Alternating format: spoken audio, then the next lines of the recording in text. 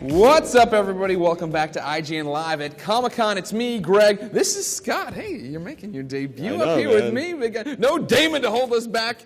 And boy, howdy, do we have a good panel here. Yeah. Ladies and gentlemen, I have Frankenstein right here. We got Aaron, Yvonne, and the one and only Stuart. Come on, guys. Round of applause. Thank you so much for coming, huh? Thanks for having us. So this I, Frankenstein movie, going to be pretty big, I think.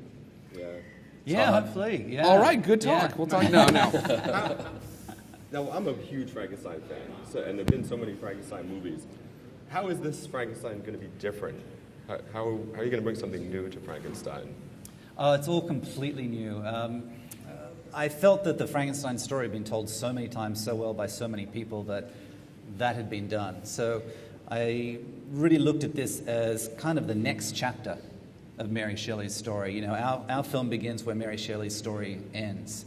And if Mary Shelley's story, you know, is the story of how the first man-made human was made. This is the story of how that being becomes human. Okay.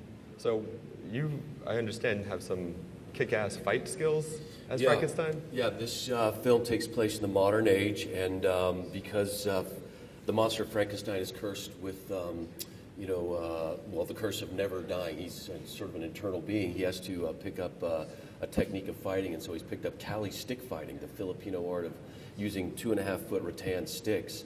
Two of them, one in each hand, and disposing of his evil pursuers that way. As you do. Yeah, best Frankenstein monster ever. Yeah. No, I mean, I read the script. I said, what is this? And Stuart said that he'd always loved Cali stick fighting, so we wanted to put it in a movie. Yeah, well, what better one then? Yeah, it's a great martial art, and it's so visual and cinematic, and I'd never really seen it done before. But to make it work, you really need someone to work their ass off at it, because it's dual wielding, and the coordination of that is just so hard to get down. And I worked Aaron out for 6 months. I think I did it for trained 6 months. 6 months, and all the fighting in the film is all him as a result of that. Awesome. It's fantastic. So, Yvonne, can you tell us, who are you playing? You're not the bride of Frankenstein, we know that. So. No, I play Tara Waite. She's a scientist. She's an electrophysiologist, actually. She's one of only, I think, 2 humans in the movie, because we set up this world where in the present day we have humans, obviously, and then we have these gargoyles and demons who are fighting for the creature's immortality, or the secret to his immortality, really.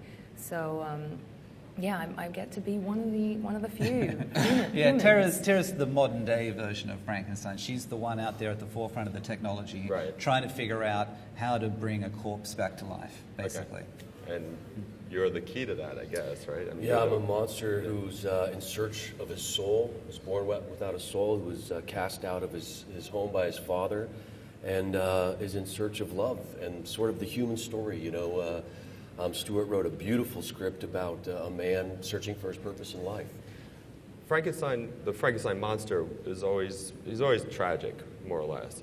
I mean, like you say, he's always looking for something. Yeah. So do we get that tragedy here? Well, we see his journey, and there is the tragedy, but also there's the beauty of life and love. He finds a purpose. People help him find that purpose. As Yvonne said, we're talking about good and evil, so he makes moral choices from a moral base in himself. So it's. I like to think of this movie. I'm not sure if I ever told Stuart this, about teenage kids who are, they feel unworthy and they're abandoned. And they don't feel that they have a purpose in life. And I feel like the monster of Frankenstein is really like that young teenage kid who has all those scars in the inside, and they start developing on the outside. And then he's got to go through his journey in life, finding out who he is. What's the tone of the film? It's not a horror. You wouldn't call it a horror. No, it's an action thriller.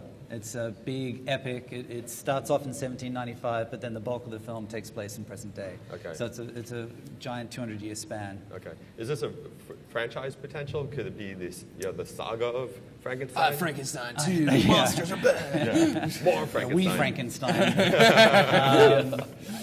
Look, I mean, Electric Boogaloo. It's so hard to think about that when it's such a huge amount of work just to get this one done and get it right and get it out, and just hope people go and embrace it. It is certainly something different, and I guarantee you've never seen anything like it before. Yvonne, for a role like this, do you do research? Like, do you? I want to go study with somebody who's trying to bring corpses back to life. Yeah, of course. No, I met with a cardiologist who specializes in that area because I didn't really know anything about it. And what was his name? Doc Sparks? Dr. Sparks? Dr. Sparks. Electrophysiologist. Isn't that funny? Yeah. No kidding. Good. Yeah, so no, definitely it helped a lot to throw myself into this world. And she's definitely a very smart, scientifically minded woman in this movie. Not a damsel in distress. Yeah.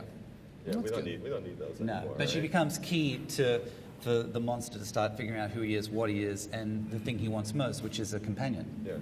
Now, is he obviously talks, right? Yeah. So this is closer to the Mary Shelley version, right? Who was a real eloquent character. Very eloquent. Right. Yeah. Yeah, he's got all his faculties. I mean, we see him. The great thing about this movie is we see him go from old times to modern times. So in old times, he's a little less eloquent, and then in modern times, he's got all of his faculties, and he's had centuries to learn the language, to learn how society works, and how he fits into it. Okay. Now, Aaron, of course, you're one of the most beautiful men in the world. So how did you get in touch with being a monster? I mean, being an outcast. Come on now, look at this. We scarred him up. We made him ugly. It wasn't hard. I think everybody feels like a monster, as I said, and I think that's the story of life. And no matter how beautiful or how much money we have, or what sort of outer success we possess, we always feel inadequate inside. And I think that's what the story is about, and that's why I love this film. And this monster of Frankenstein does something about it. He goes out and he tries to make things better for himself. So. And that's what I'm doing as a person. I'm trying to evolve all the time, and, all that sort of stuff, and, apologize for my wrongs and all that. So, it's a continual learning process. Was there any intimidation factor on this? I mean, Frankenstein, right? There's going to be. As people get more and more familiar with this film, there's going to be the questions of the Mary Shelley, how authentic is it? The Cali stick fighting, I think, was it was insane. If you don't get that down, you look really silly. Yeah. It was hard, but it was great because everybody else did it. We've shot this entire movie in Australia. I think I was the only American in the movie. Oh, and Kevin Grievous, who played Descartes. Yeah, and Kevin. And then Bill Nye, who was Englishman. But everyone else was Australian. Yvonne's Australian, I'm Australian.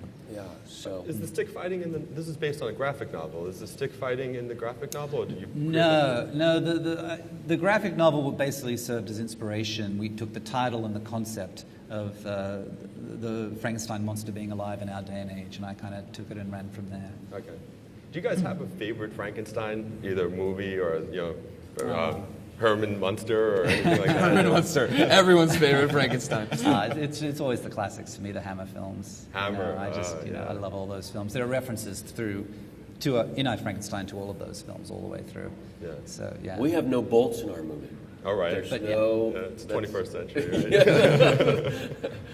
Do you see, I guess this is more for Stuart, do you see the fact that it seems like, Hollywood's filled with sequels, right? And people want original ideas. Are we to the point now where we can go back to, we're talking about classics like Frankenstein, Dracula, Mummy, stuff like these movies that you remember being black and white and kind of hokey, and bring them out and bring out all these human elements and really give them a modern day take? Yeah, look, I think these stories are ripe for that sort of thing, and that was definitely the idea behind this, was to say, okay, if this had really happened, if this guy had really got a corpse and filled it with all these parts and tried to bring it together, how would it have behaved? How would it have learned, grown? And what would have happened, after he buried his father? After his father died, what would have happened next? And where would he be today? In our day and age, how would he have evolved or not have evolved? Where is he? What is he? It's really trying to treat it as very, very real and say, okay, well, what would that look like? Fascinating. Aaron, I have to ask you about Two-Face, because everyone loves The Dark Knight. We're at Comic-Con. Can you just tell us what that experience has been like since the movie it's long since been out, obviously? Yeah, well, you still get people asking you about it? Yeah, all the time. Both adults and children alike, and everybody loves the movie. I think that, as we were talking before, Heath Ledger's performance as the Joker is extraordinary, and it really put that film into another category in film history, and I'm very proud to have been involved in that.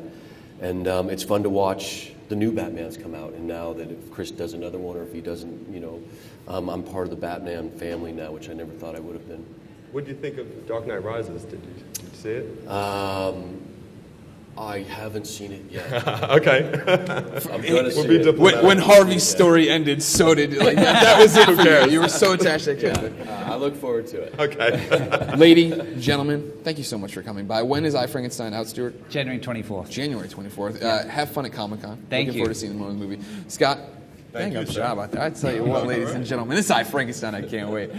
If you like video games, comic books, other nerdy stuff, you should be on IGN every day. But don't go anywhere right now. The live stream is continuing after these short messages.